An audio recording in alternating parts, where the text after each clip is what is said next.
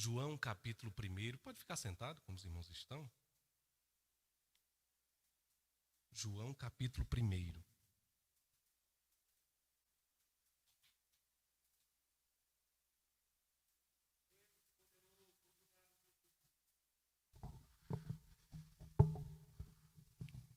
Aleluias.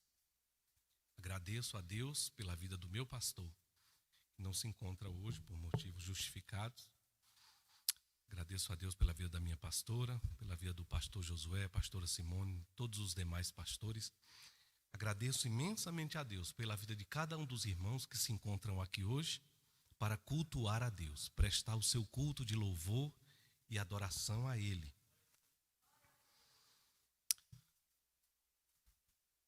Nós estamos em um número pequeno de pessoas e isso me emociona porque aqui está uma representatividade da igreja primitiva. Pode deixar sua Bíblia aberta aonde eu pedi? Aqui está uma representatividade da igreja primitiva. E isso é um privilégio para nós. É um privilégio para nós porque a minha mente parece que volta lá atrás, quando eu estou nesses momentos mais simples da igreja. Parece que minha mente volta lá atrás e eu me lembro da passagem quando Cristo subiu aos céus e os discípulos estavam todos acostumados a andar com Jesus, a seguir os seus passos, a caminhar junto com Ele, fisicamente junto com Ele. E um dia eles se viram sem o mestre do seu lado. Um dia o mestre já não estava mais do seu lado. E eles não tinham mais o que fazer. Eles não tinham esse costume, eles não tinham jeito para fazer a obra sem o mestre estar do lado.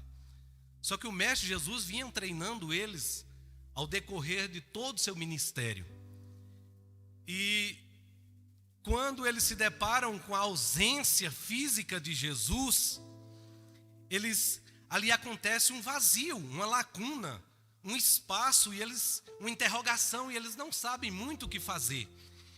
E em um dia comum, em um dia que parecia simples e comum, eles estavam reunidos em um lugar, e naquele lugar eles lembraram que Jesus tinha dito: eu vou para o Pai, mas fica o Espírito Consolador. E naquele dia comum, que parecia um dia tanto quanto os outros, o Espírito Santo de Deus manifesta-se naquele lugar na vida deles. E o fogo do Espírito Santo é manifesto no coração da igreja ali naquele lugar.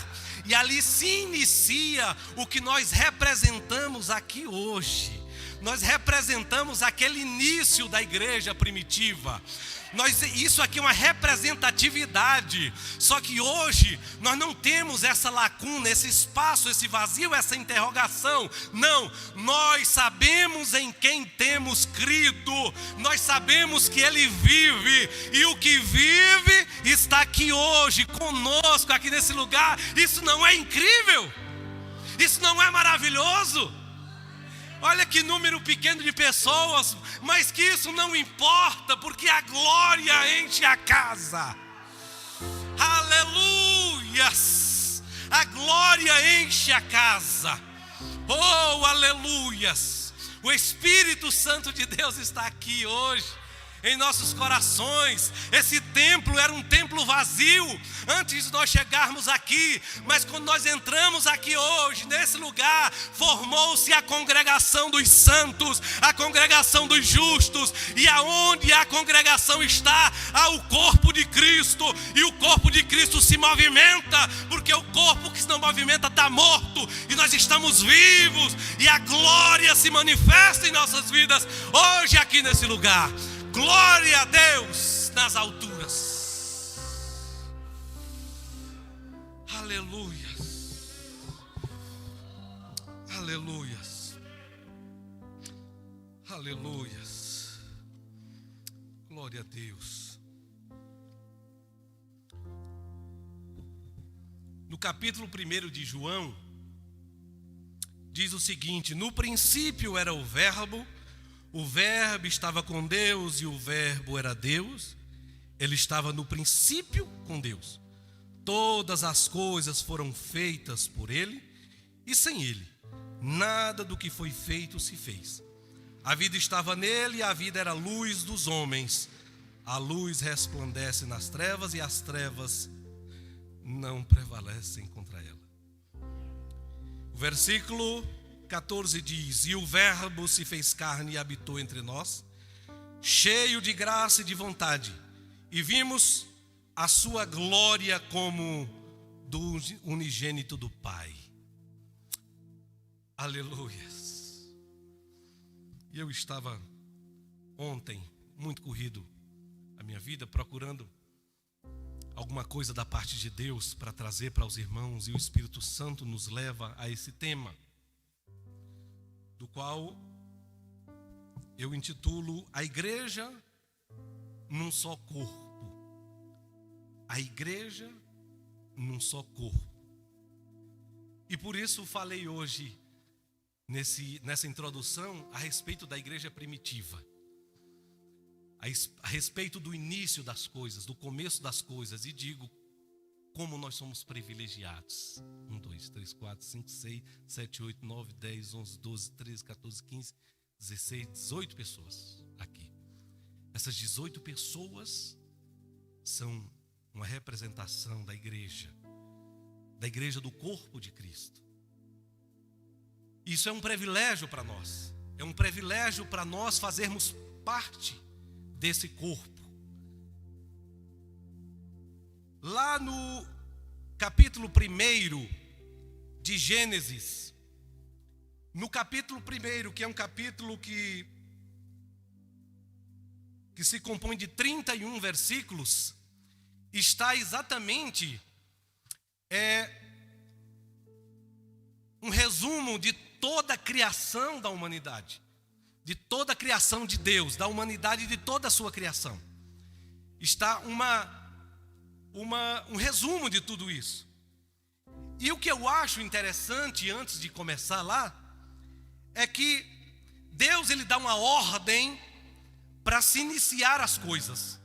A terra era sem forma e vazia, e o Espírito se movia. E Deus disse: haja luz. Aí todas as vezes que Deus dá uma ordem para que aconteça algo, quando acontece, ele diz: e vi que isto era bom. Aí Deus diz: haja firmamento no meio das águas e separação entre as águas. Aí no fim ele diz: e isto era bom. E vi que isto era bom. Aí mais na frente diz: ajuntem-se águas debaixo dos céus num só lugar, e haja separação seca. E isso também era bom. Que a terra produza relvas, e isso era bom também. Que haja luzeiros no firmamento nos céus, para fazerem separação entre dia e noite, e eu também vi que isso era bom. Que as águas sejam povoadas de enxames de seres vivos, e isso era bom. Aí chega no capítulo 26, aí ele já não diz mais haja, ele diz: façamos o homem à nossa imagem e semelhança. Parece, e isso é um pensamento meu, parece que Deus, ele criou todas as demais coisas, e ele mesmo elogia a sua obra porque era perfeita. Mas no meu pensamento, pastor, parece que ele chega nesse versículo 26, parece que ele para e faz uma reunião, um planejamento. Ele diz: agora façamos o homem à nossa imagem e semelhança. E é muito bacana aqui, quando chega no versículo 31, ele já não diz: e vi que isso era bom, ele diz: e Deus viu tudo que havia feito. Depois que ele cria o homem, ele diz: e vi que isto era muito bom. Você é a primícia, você é a principal das criaturas de Deus, você é a principal delas. Você já não foi criado de forma haja, aconteça. Não houve uma ordem para que você acontecesse. Não houve uma ordem para que eu me formasse. Mas houve um planejamento e Deus diz: façamos o irmão Josué a nossa imagem e semelhança. Façamos o irmão João a nossa imagem e semelhança. E quando ele fez, ele diz: e vi que isso era muito bom. Que privilégio. Que privilégio. Que privilégio. Olhe para você. Foi Ele que criou com as próprias mãos. Ele te formou. Cada parte do seu corpo Ele foi formando, foi planejando, foi construindo. E de repente estava lá o irmão, ainda sem vida, mas estava perfeito. E Ele, com a sua própria vida, assoprou na sua narina. Ele deu vida. E isso é um privilégio. Aí mais na frente, eu estou dando uma passada rápida aqui. Aí mais na frente, no capítulo 6, do versículo 3: vendo a mulher que a árvore era boa para se comer, agradável aos olhos, a árvore desejável para dar entendimento, tomou do seu fruto e comeu, e deu também ao marido, e ele comeu. Então os olhos de ambos se abriram e perceberam que estavam nus. Construíram folhas de figueira e fizeram cintas para si, e ouviram a voz de Deus, que andava no jardim quando soprava o vento suave da tarde. O homem e a sua mulher se esconderam da presença do Senhor dentre as árvores do jardim. Aqui está a criação de Deus caída. Caiu em pecado. Aqui começa o processo da decadência humana, da decadência da principal das criaturas. Nesse momento começa a queda. Aí no capítulo 6, no versículo 6 diz: então o Senhor ficou triste por haver feito o ser humano na terra, e disse-lhe, e isso lhe pesou no coração. Foi duro para Deus. O homem que Ele havia dado liberdade, que Ele havia dado livre-arbítrio, agora peca contra Ele e se revolta contra Ele. Então começa aí um processo, começa a queda do homem, e o homem passa milhares de anos nessa labuta, nessa tristeza, porque agora eles já não partilhavam do gozo do jardim do Éden. Agora eles teriam que realmente trabalhar e viver do próprio suor. As dores de parto foram multiplicadas, o pecado entrou de forma terrível no mundo, e a queda do homem foi terrível. E Deus olha para a terra em um determinado momento e não vê ninguém que pudesse salvar a humanidade. Não havia mais ninguém. Cria-se as leis para de alguma forma tentar atrair o homem novamente para Deus, e as leis trouxeram de alguma forma um período em que o homem realmente se aproximava de Deus. Houve um período, mas ao longo do tempo as coisas foram acontecendo e o homem começou a afastar-se de Deus novamente. Aí chega em um determinado momento em que Deus olha para a adoração do homem e não vê mais sinceridade. Mateus capítulo 15, 8 diz: esse povo me honra com os lábios, mas o seu coração está longe de mim. Em vão me adoram, seus ensinamentos não passam de regras ensinadas por homens. Ele está apenas falando o que Isaías já tinha dito. O que Isaías já tinha dito lá no Antigo Testamento. Então houve a queda do homem. Agora o homem, ele é regido por leis, e mesmo as leis não conseguiram regenerar o homem. Porque se você pecasse, você apresentava sacrifícios e estava tudo resolvido, estava tudo jóia. Lá no livro de Jó, você lembra quando Jó diz que quando seus filhos pecavam ou achava que eles estavam pecando, ele apresentava sacrifício pelos seus filhos. Então se tornou algo muito técnico, não era mais espiritual, não havia uma sinceridade, não havia uma adoração espontânea e verdadeira. Então Deus se enojou da adoração do homem. Então a terra, mais uma vez, estava totalmente perdida. O caos espiritual estava tomado. O caos moral estava instalado na humanidade.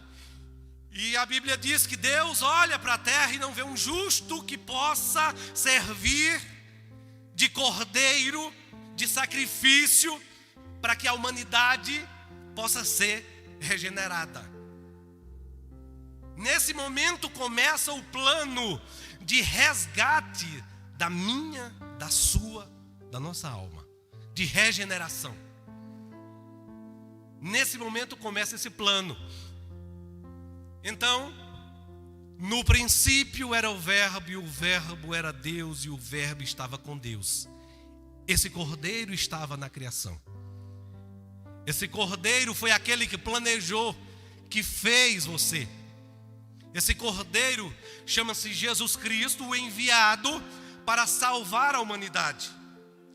Antes de Cristo vir ao mundo, nós conhecíamos a Deus parcialmente. Depois que Cristo veio ao mundo, nós passamos a conhecer a Deus na sua plenitude, na sua grandeza.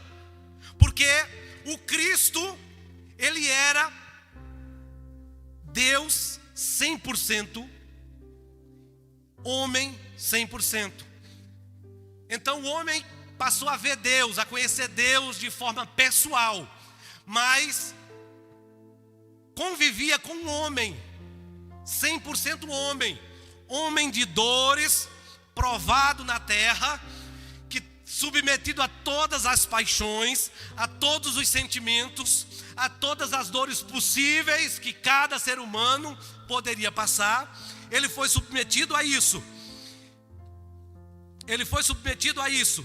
Não teve diferença alguma de mim e de você, diferença nenhuma. Ele se tornou homem para a redenção dos nossos pecados. O ministério de Jesus foi rápido, marcante, mas não deixou nenhuma dúvida quanto ao seu objetivo. Foi tudo muito bem planejado. Foi tudo muito bem elaborado. O projeto de salvação. Ele veio ao mundo como homem para nos trazer vida. Ele veio ao mundo como homem para nos trazer a regeneração da nossa alma. E agora já não há mais jeito. Não tem mais jeito. O plano de salvação agora ele é definitivo. Não tem outra forma do homem se desviar. Aquele que escolhe o bom caminho, aquele que escolhe servir a Cristo, aquele que escolhe acompanhar os seus passos, esse é regenerado definitivamente. Não há como voltar mais atrás.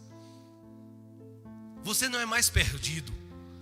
Você não é mais desgarrado. Você não é mais desgarrado como ovelha que não tem pastor. Jesus se tornou o Cordeiro de Deus que tira o pecado do mundo. Agora, todas os sacrifícios que eram feitos por animais, agora Jesus se torna o sacrifício, o Cordeiro, para a salvação da nossa humanidade, para a salvação de todos nós, para a salvação de toda a humanidade.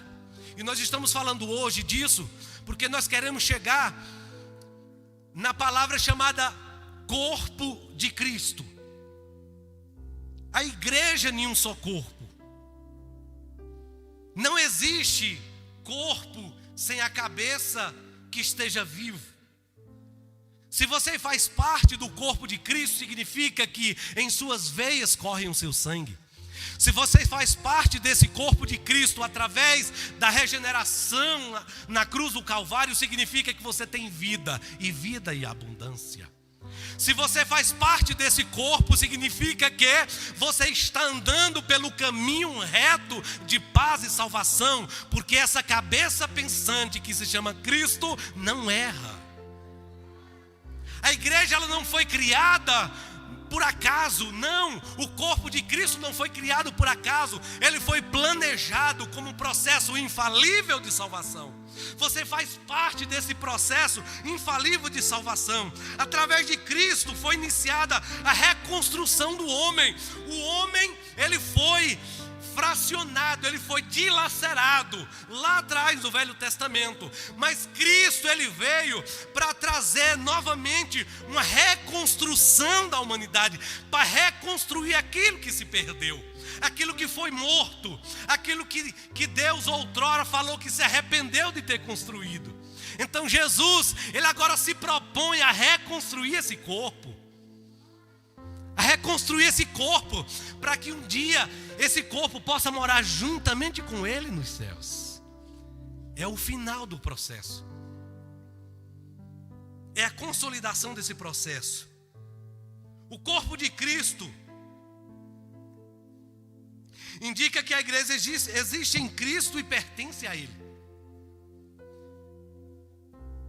Nós existimos nele e pertencemos a Ele, através da cruz. Por isso que eu fico às vezes preocupado, meus irmãos, com o evangelho que está sendo pregado, com o evangelho das facilidades. Isso, há um plano, falando do plano infalível de salvação, há um plano diabólico para desconstruir esse plano infalível.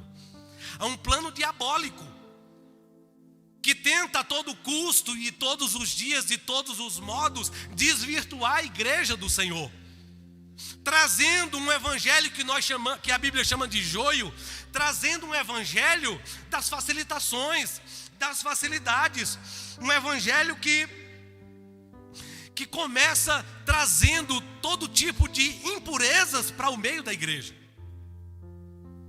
Tantas coisas que têm acontecido que não combina, não está de acordo com a palavra de Deus, porque a palavra de Deus que nós vivemos é o evangelho de Cristo. O evangelho de Cristo é o evangelho de simplicidade, de cruz. Quando Cristo nos chama, Ele diz: pegue sua cruz e siga-me. Ele diz: pegue a sua cruz e siga-me. O segundo item, ele diz: negue-se a si mesmo. Mas o mundo diz: não negue não, viva a sua vida, agrade a si mesmo, vive tranquilo, faça o que você quer. O segundo, ele diz: tome sua cruz e o mundo diz: não tome sua cruz, você não precisa de sofrimento. Não, que sofrimento, que nada, fique tranquilo, venha para o meu lado aqui, para o nosso lado, que aqui é tudo muito fácil. Aí por fim ele diz: siga-me. Aí o mundo diz: todos os caminhos levam a Deus. Mentira do diabo. Todos os caminhos não levam a Deus. Jesus é o único caminho, a única verdade e a vida. Ninguém vai ao Pai se não for por Ele. Não há outro caminho, não há um atalho para se chegar nos céus. Não há um atalho, não, Senhor. Ei, escute uma coisa: o evangelho de Cristo é um evangelho simples, é um evangelho direto, é um evangelho que não tem atalhos, não tem fórmulas, não tem algo milagroso que aconteça de uma hora para outra. Não, Senhor, é uma construção. O processo de crescimento, o processo de salvação é uma reconstrução da humanidade, é uma reconstrução do ser humano. Isso leva tempo. Isso leva um tempo.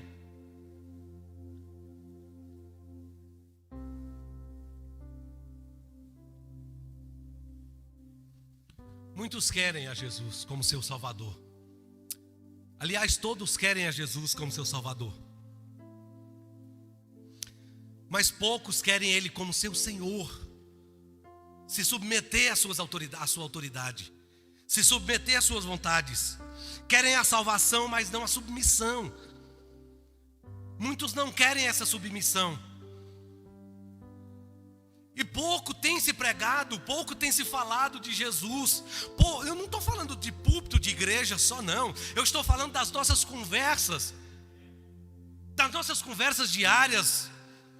Das nossas conversas de trabalho entre amigos, de irmãos em Cristo. Pouco tem se falado disso. Pouco tem se falado de Cristo. Pouco tem se falado de salvação. Pouco tem se falado de cruz. Sabe o que está acontecendo? Esses dias eu vi na internet uma propaganda, um comercial de alguém que diz assim, olha, vamos fazer o marketing da sua igreja, vamos dar um up na sua igreja, vamos dar um boom na sua igreja. Olha, irmãos, isso me dói.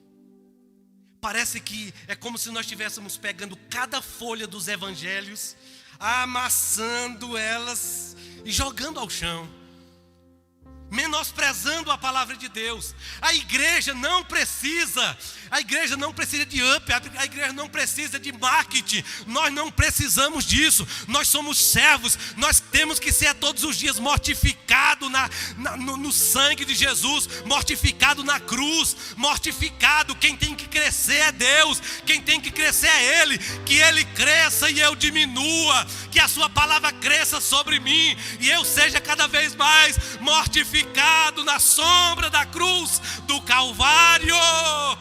Nós precisamos voltar ao verdadeiro evangelho, igreja do Senhor Jesus Cristo.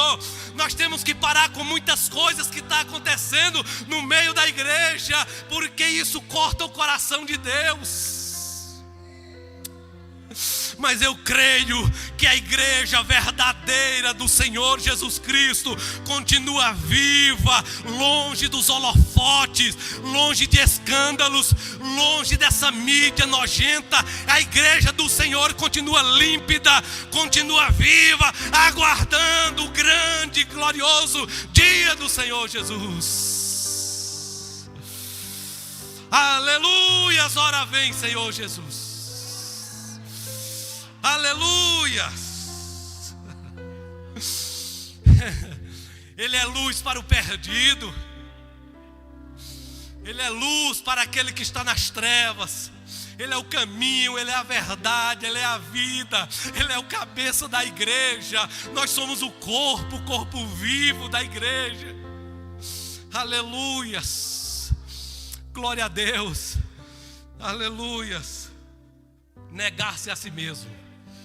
Negar-se a si mesmo. O corpo de Cristo, ele precisa estar em movimento, em movimentação. Eu tenho visto muito isso aqui na igreja, muito isso nessa congregação. Eu tenho visto muito isso. O corpo de Cristo, ele deve estar em constante movimento, em constante movimentação. O corpo de Cristo, ele é unido. O corpo de Cristo sente a dor um do outro. O corpo de Cristo caminha junto um do outro. O corpo de Cristo obedece os comandos da cabeça que é Cristo. O corpo de Cristo, ele caminha de acordo à vontade de Cristo. O corpo de Cristo obedece, se submete às suas vontades. O corpo de Cristo não tem medo de ir para o inferno. O corpo de Cristo vai para o céu porque serve de coração e amor. O corpo de Cristo vive porque Cristo vive. O corpo de Cristo tem esperança porque quem está em Cristo tem esperança viva. O corpo de Cristo vive novidade de vida, porque quem está em Cristo, nova criatura é. O corpo de Cristo não se lembra do passado, porque o corpo de Cristo deixou morrer todo o passado, tudo que ficou para trás. O corpo de Cristo olha para frente, porque é de lá que vem a nossa salvação. O corpo de Cristo não acredita nas coisas do mundo, porque somente Deus pode suprir as nossas necessidades. Aleluia! Aleluia!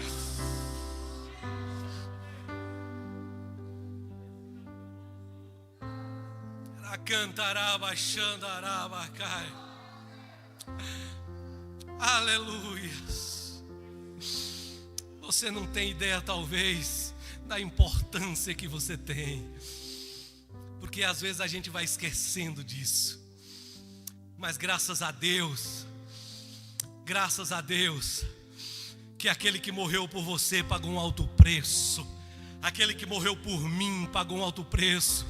Eu não posso menosprezar o sacrifício, aquele grande sacrifício, o cordeiro mudo.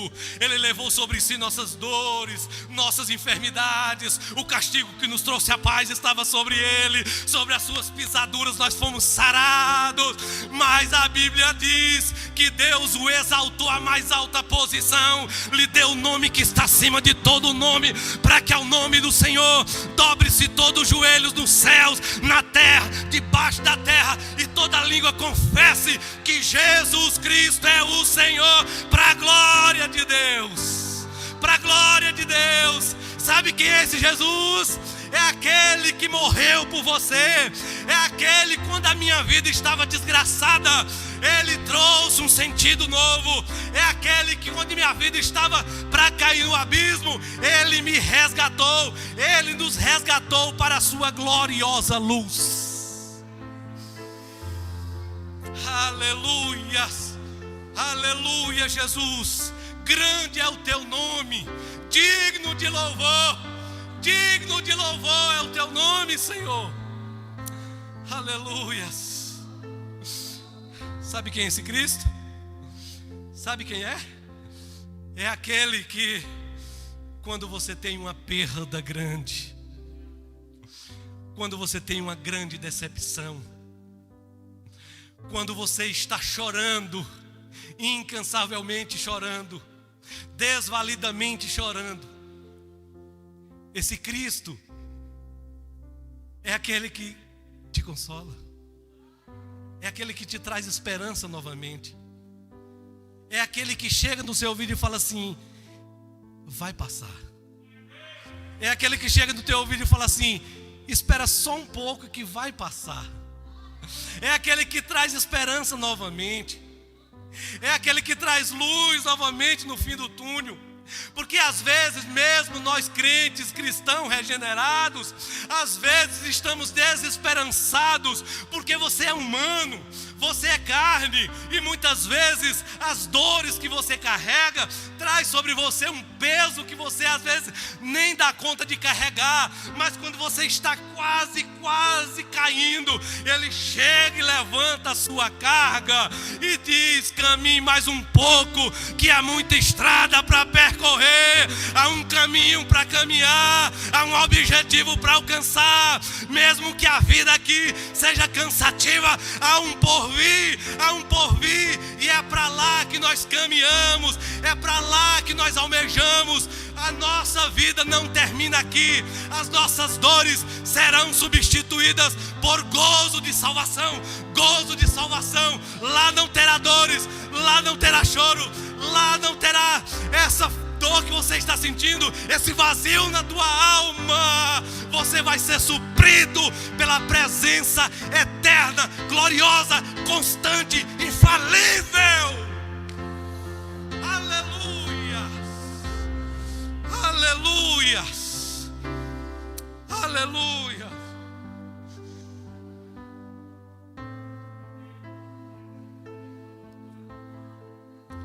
Por fim, aleluia.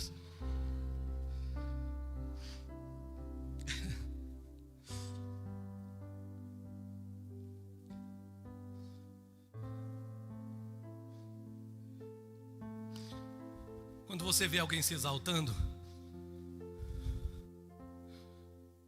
quando você vê alguém achando que é bom demais, é porque ele já esqueceu que é servo, é porque ele já esqueceu que é em Cristo que nos gloriamos, é porque ele já esqueceu disso. Quando você vê determinados movimentos por aí, que Cristo é secundário, e é mais uma apresentação, mais um show, onde Cristo fica lá fora, de lado, e em algum momento se lê alguma coisa, é porque esses já se esqueceram de Deus. Fuja disso.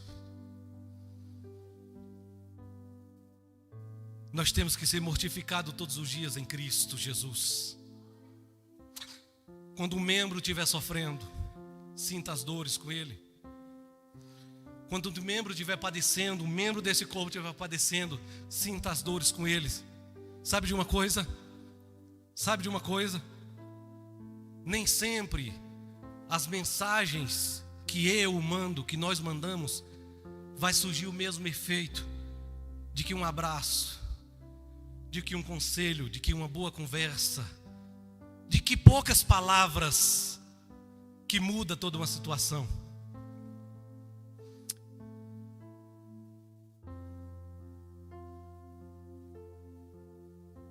Esse corpo que caminha rumo aos céus deve se submeter às vontades do Criador. Deve se submeter às suas vontades.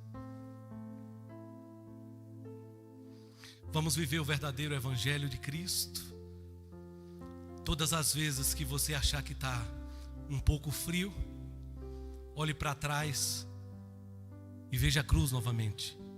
Olhe para o Calvário e relembre quem te tirou da onde você era. Todas as vezes que você estiver um pouco para baixo, que você às vezes acha que a sua oração não passa do teto, olhe para trás e veja a cruz, aonde você foi resgatado, aonde você foi regenerado. Ela vai estar vazia, mas ela vai lhe trazer a lembrança de que lá alguém morreu por você, lá alguém entregou sua vida pela sua alma, e você só merecia uma coisa, e eu só merecia uma coisa: a morte. Nós só merecíamos a morte, mas quando nós só merecíamos a morte, Jesus disse: eu vou morrer por eles, eu vou entregar minha vida por eles. Não precisa acabar com a humanidade, eu vou entregar minha vida por eles. Que amor é esse que não tem explicação? É um amor que não se explica, é um amor que a música quer às vezes explicar, é um amor que às vezes a poesia quer explicar, é um amor que os livros às vezes quer explicar, mas não tem explicação. Sabe por quê? Porque a fonte desse amor é o próprio Deus. Deus é amor. Aleluias, aleluias, fique de pé. Aleluias, tu és o amor da minha vida, Senhor. Vai xandaraba, cantarabai.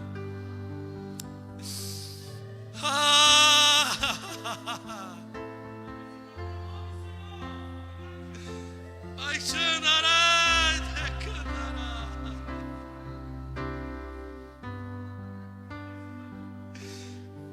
Senhor, nós te adoramos. Nós reconhecemos, Senhor, as nossas fraquezas, as nossas misérias são gritantes,